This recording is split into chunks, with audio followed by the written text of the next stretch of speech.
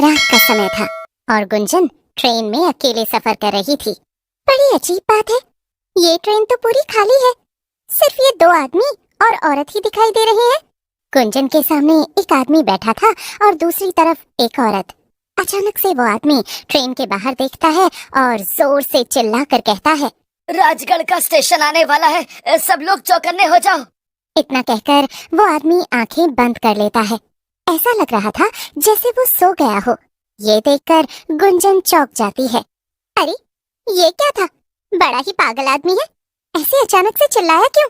और इसके चिल्लाने के बाद बाकी सब भी आंख बंद करके सो गए। अजीब है। मगर तभी एक औरत की आवाज पूरी ट्रेन में गूंजने लगती है। आ गई, मैं आ गई, भेल पूरी बेचने आ गई। बोलो बोलो, किसे खानी है मेरी लाल लाल चटपटी भेलपूरी? अरे वाह, मुझे तो लगा ही नहीं था इतनी रात गए मुझे ट्रेन में कुछ खाने को मिलेगा। कब से भूख लगी थी, मगर अच्छा ही है ये भेलपूरी वाली आ गई। अभी पैसे निकाल लेती हूँ। गुंजन जैसे ही पर्स में से पैसे निकालने लगती है तो उसके सामने बैठा आदमी आंखें खोलते हुए गुस्से में कहता है, भेलपूरी वाली से कुछ मत लेना, वो भेलपूरी खिलाकर तुम्हें ट्रेन से उठा ले जाएगी। हाँ, भेलपूरी मत खरीदना।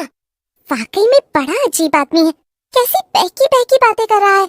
अरे मुझे भूख लगी है तो मैं भेलपूरी क्यों ना लूं? हाँ, बड़ा आया।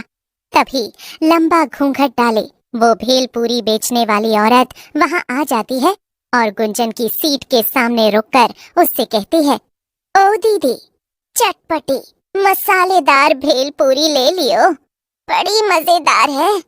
हाँ हाँ, मुझे लेनी है तुम्हारी भेलपूरी, मगर ये बताओ कि कितने की है एक प्लेट? अरे ले लो, पहले खाकर तो देखो, फिर बताएंगे दाम। अच्छा ये भी सही है, लाओ फिर खिलाओ। गुंजन औरत के हाथ से भेलपूरी ले लेती है और खाने लगती है। वाह, अरे वाह वाह, क्या भेलपूरी बनाई है, मजा ही आ गया। और ये पागल आदमी मुझसे कह रहा था कि मैं भेलपूरी ना खरीदूं। अच्छा अब बताओ इसके पैसे कितने हुए?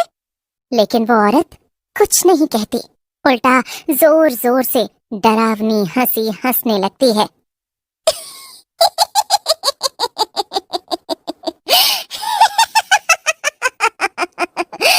पैसे? नहीं नहीं, कुछ और लगेगा। ये कहकर वो औरत घूंघट हटाती है। घूंघट के नीचे एक डरावनी चुड़ैल थी। क्या? चुड़ैल? तुम तो एक चुड़ैल हो? हाँ, तो मैंने कब कहा कि मैं माधुरी दीक्षित हूँ? और इस भेलपूरी के बदले तो मैं तुझे लेकर जाऊंगी और खाऊंगी। उसके चले जाने के बाद ही वहां बैठे बाकी लोग आंखें खोलते हैं और ट्रेन के बाहर देखने लगते हैं। ये तो होना ही था, मैंने उस लड़की को चेतावनी दी थी, मगर उसने मेरी बात नहीं मानी और चुड़ैल उसे अपने साथ ले गई। राजगढ़ स्टेशन आने से पहले हमेशा ही ऐसा होता है। हाँ, अब हम कर भी क्या सकते हैं, हम तो अपना काम कर ही देते हैं ना, जो कि लोगों को चेतावनी देना है। अब उसके आगे हम क्या ही करें। असल में वो दोनों बूढ़े आदमी और औरत पंकज और राधिका थे, जो कि पति पत्नी थे और रामगढ़ गांव में ही रहते थे। वो हर रोज उस ट्रेन से सफर करते थे ताकि लोगों को भेलपूरी बेचने वाली चुड़ैल से बचाया जा सके, मगर उनका ये तरीका भी अक्सर काम नहीं आता था। फिर एक दिन सुबह सुबह पंकज कहता है, राधिका, क्यों ना हम किसी तरह ये ट्रेन चलना ही बंद करवा दें। अगर ट्रेन चलेगी ही नहीं तो चुड़ैल भेलपूरी बेचने आएगी ही नहीं और ना ही लोग गायब होंगे, ना मरेंगे। वो स्टेशन मास्टर है ना रघु भाई, हम उनसे जाकर कहेंगे, उनकी बहुत पहुंच है। वैसे भी इस ट्रेन में ज्यादा लोग आते ही नहीं, वो बात करेंगे तो ट्रेन जरूर बंद हो जाएगी। अच्छा तो फिर आओ अभी जाकर उनसे बात करते हैं।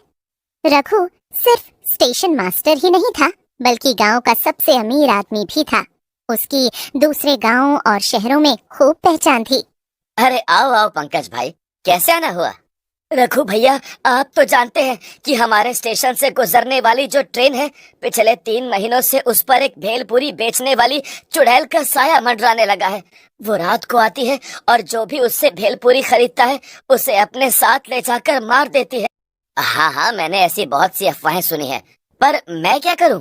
भैया, आप ना ये ट्रेन ही बंद करवा दीजिए। ट्रेन बंद हुई तो ना तो भेलपूरी बिकेगी, ना लोग गायब होंगे। क्या?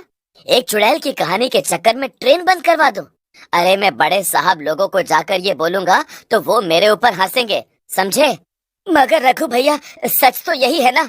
जो ना माने उससे ट्रेन में रात में सफर करने को कहिए, फिर वो भी इस पर यकीन कर लेगा और ट्रेन बंद करवा देंगे। बेचारा पंकज उदास होकर वापस अपने घर आ जाता है। कुछ नहीं किया ना रघु भैया ने, मैंने तो पहले ही कहा था। अब आप काम पर जाइए और रात में जल्दी लौट आइएगा। हमें ट्रेन में भी जाना है, लोगों को बचाने। रात होते ही पंकज और राधिका फिर से दूसरे गांव के स्टेशन पर पहुंच जाते हैं और अपने गांव जाने वाली ट्रेन में बैठ जाते हैं। राधिका के पास बड़ा झोला था। वो उसे खोलकर पंकज को दिखाती है तो पंकज चौंक जाता है। उस झोले में बहुत सारी भेलपूरी थी। हाँ, जब आप काम पर गए तो मुझे एक आइडिया आया और मैंने खूब सारी भेलपूरी बना ली। अब मैं चुड़ैल से पहले सबको भेलपूरी बेच दूंगी और फिर कोई भी उसकी भेलपूरी खरीदेगा ही नहीं। राधिका खड़ी होकर सबसे कहती है, ले लो, स्वादिष्ट लजीज भेलपूरी ले लो। ऐसी भेलपूरी कभी नहीं खाई होगी। अच्छा, इतनी अच्छी है क्या? लाओ फिर, जरा मुझे भी खिलाओ। ले लो जी, सब लोग लो, सिर्फ 10 रुपए की है।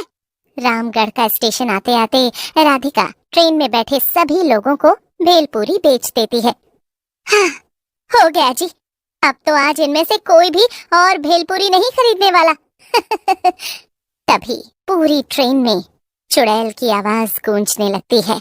ले लो, खट्टी मीठी भेलपूरी ले लो। पंकज जोर से चिल्लाता है, रामगढ़ स्टेशन आने वाला है, कोई भी घूंघट वाली औरत से भेलपूरी मत लेना, सब आंख बंद करके सो जाओ। इतना कहकर पंकज और राधिका आंखें बंद करके बैठ जाते हैं। लेकिन वहां बैठे बाकी लोग ये देखकर दंग थे। अरे, ये दोनों आंखें बंद करके क्यों सो गए? भेलपूरी वाली ही तो आ रही है, कोई चुड़ैल थोड़ी है। हाँ। तभी घूंघट डाले चुड़ैल शीतल की सीट के सामने आकर खड़ी हो जाती है। ले लो, खट्टी मीठी भेलपूरी ले लो। एक बार खाओगे तो दोबारा कभी नहीं खा पाओगे। हैं? क्या मतलब?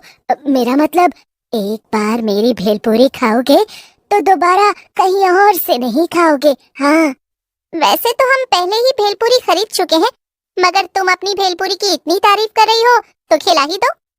हाँ, लीजिए ना। लेकिन चुड़ैल शीतल को भेलपूरी देती इससे पहले ही राधिका बीच में बोल पड़ती है, नहीं, इसकी भेलपूरी मत लो, ये एक चुड़ैल है, ये तुम्हें ले जाएगी। क्या? कुछ भी? मैं सच कह रही हूँ, तुमने भेलपूरी खाई तो ये तुम्हें ले जाएगी। अच्छा, मगर मैंने तो तुम्हारी भेलपूरी भी खाई थी, तुम तो मुझे चुड़ैल बनकर अपने साथ नहीं ले गई। देखो, मैं तुम्हें चेतावनी दे रही हूँ, इसे मत खाना। शीतल जैसे ही भेलपूरी खाने जाती है, राधिका उसे रोक देती है और उसकी जगह वो चुड़ैल की भेलपूरी खा लेती है। वाह वाह, चलो फिर, अब मेरे साथ मेरा खाना बनने चलो। चुड़ैल राधिका को उसके बड़े भेलपूरी के झोले के साथ उठा लेती है। ये देखकर वहां बैठे बाकी लोग चौंक जाते हैं। बेचारा पंकज बहुत रोता है, मगर वो कर भी क्या सकता था? अब तो उसके पास एक ही काम था और वो था अकेले ही लोगों को बचाना। अगले दिन फिर से वो रात में ट्रेन में आकर बैठ जाता है। फिर जैसे ही घूंघट डाले चुड़ैल भेलपूरी लेकर वहां आती है। भेलपूरी ले लो, भेलपूरी ले लो, खट्टी मीठी। लेकिन अब तो पंकज भी जान गया था कि लोग उसकी बात नहीं सुनेंगे।